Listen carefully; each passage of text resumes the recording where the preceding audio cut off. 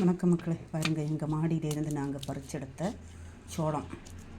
அதை சோளாப்பொரி பண்ண போகிறோம்.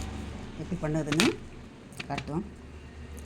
பாருங்க, குக்கரில் கொஞ்சோண்டு தேங்காய் எண்ணெய் ஊற்றிருக்கோம், கொஞ்சம் உப்பு போட்டிருக்கோம், கொஞ்சம் மஞ்சள் பொடி போட்டிருக்கோம். இதுவை கூட இதை வாரி போட்டு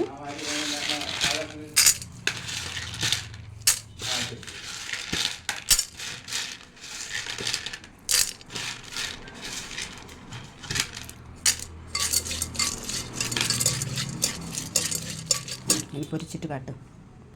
பாருங்க, குக்கரில் வச்சு அடுப்பில் வச்சாச்சு.